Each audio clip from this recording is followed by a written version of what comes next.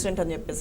ఇక ముందు పెద్ద హీరోల సినిమాలు, చిన్న హీరోల సినిమాలు ఏదైనా కానీ ఇప్పుడు ఫస్ట్ షో చూడాలన్న ఎక్సైట్మెంట్ ఫ్యాన్స్ అందరికీ ఉంటుంది. ఎలాంటి జాగ్రత్తలు తీసుకోవాలి? ఆల్రెడీ స్టార్ట్ అయిపోయినాయండి ఈ జాగ్రత్తలు తీసుకోవడం అనేది. ఉదాహరణ నిన్న గేమ్ చేంజర్ ట్రైలర్ రిలీజ్ చేశారు. చాలా కట్టుదిట్టమైనటువంటి ఏర్పాట్లు చేసుకొని ఓన్లీ పాస్లు ఉన్న వాళ్ళని మాత్రమే అనుమతించి చేశారు. ఇటువంటి జాగ్రత్తలు తీసుకుంటే ఇటువంటి దురదృష్టకరమైనటువంటి ఘటనలు జరగవు. ఇప్పుడు పోయిన ప్రాణాన్ని ఎలాగో తీసుకురాలేము. ఇప్పుడు చేయాల్సింది ఏంటంటే ఎవరైతే ఆ అబ్బాయి శ్రీతేజ్ చావు బతుకుల మధ్య కొట్టుమిట్టాడుతున్నాడో ఆ అబ్బాయి బతికేలాగా చర్యలు తీసుకోవడం, భవిష్యత్తులో ఇటువంటి ఘటనలు జరగకుండా ఒక్క వీళ్ళు హీరోలనే కాకుండా మొత్తం సినిమా టీం కూడా ఇప్పుడు సినిమా నిర్మాతలు కూడా బాధ్యత వహించాల్సి ఉంటుందని చెప్పి వాళ్ళని కూడా ఇందులో చేర్చే ప్రయత్నం జరిగింది కదా. అందువల్ల నిర్మాతలు, దర్శకులు, హీరోలు అందరూ కలెక్టివ్గా ఒక ఇక్కడ అప్పాజీ గారు ఇంకొక మాట వినిపిస్తుంది ఏంటంటే, ఆ ఎక్స్పర్ట్స్ కానీ వాళ్ళందరూ అనలిస్టులు కానీ మీలాంటి ఫిల్మ్ క్రిటిక్స్ కానీ చెప్తుంది ఏంటంటే, ప్రజలు కూడా కొంత అప్రమత్తంగా ఉండాలి. ఎందుకంటే ప్రాణం పోతే ఎవరు ఏం చేసినా ఎన్ని కోట్లు ఇచ్చినా తిరిగి తెచ్చే పరిస్థితి కాదు. సో ఆ కుటుంబానికి జరిగిన లోటు అనేది ఇప్పుడు ఎవరు ఏం చేసినా పోడ్చలేరు. సో వాళ్ళ వైపు నుంచి కూడా కొంత నిజంగానే వాళ్ళ అభిమాన హీరోని చూసుకోవాలని ఉంటుంది.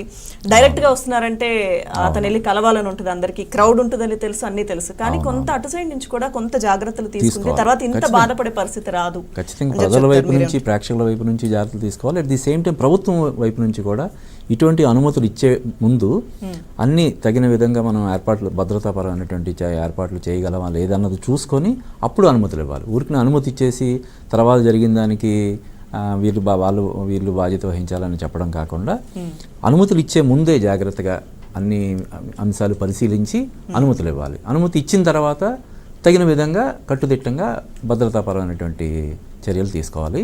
ఇటు ప్రభుత్వానికి, ఇటు ప్రజలు, ప్రేక్షకులు కూడా.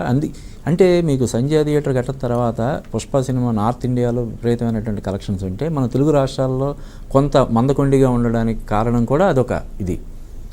ఎవరు ప్రాణం పోగొట్టుకోవడానికి థియేటర్లకు వెళ్ళరు కదా. అందువల్ల అంటే ఆల్రెడీ ఇది వాళ్ళకు కూడా ఒక లెసన్. మరి అభిమానంతో వెళ్తారు అంటే వెళ్ళరు కదా. కానీ ఇటువంటి జరిగే ప్రమాదం ఉందని చెప్పి ఇప్పుడు తెలిసింది కాబట్టి భవిష్యత్తులో ఎవరైనా మొదటి రోజు వెళ్ళేటప్పుడు, అది కూడా చిన్నపిల్లలను తీసుకుని వెళ్ళేటప్పుడు ఒకవేళ థియేటర్కి వెళ్ళి, అంటే ఇప్పుడు వాళ్ళు థియేటర్కి వెళ్ళడం వల్ల జరగలేదు, థియేటర్కి వెళ్ళి వాళ్ళ సీట్లో వాళ్ళు కూర్చొని హ్యాపీగా సినిమా చూస్తుంటే ఇంత జరిగేది కాదు. అల్లు అర్జున్ డైరెక్ట్గా చూడడం కోసం చేసిన ప్రయత్నంలో అక్కడ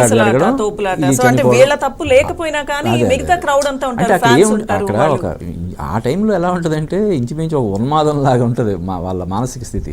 చూడరు, కింద ఏం జరుగుతుందో చూడరు, పైన అక్కడ అల్లు అర్జున్ చేయి ఊపుతున్నాడా లేదంటే ఈ ఇందులోనే ఉంటాడు. అల్లు అర్జున్ అని కాదు, ఎవరైనా హీరో ఆ దగ్గరికి వచ్చినప్పుడు వాళ్ళ దగ్గర నుంచి చూడాలి. ఇప్పుడు అందులోనూ ఈ సెల్ ఫోన్లు ఇది వచ్చిన తర్వాత ప్రతి ఒక్కరు వెళ్ళాను వీడియో తీయడం, ఫోన్లు తీసుకోవడం, లేదంటే సెల్ఫీ తీసుకోవడం ఇందులో ఉంటారు. కింద ఏం జరుగుతుంది అన్నది వాళ్ళకి తెలియదు. ఒక్కోసారి వాళ్ళు కూడా ప్రమాదానికి లోనే ప్రమాదం ఉంటుంది.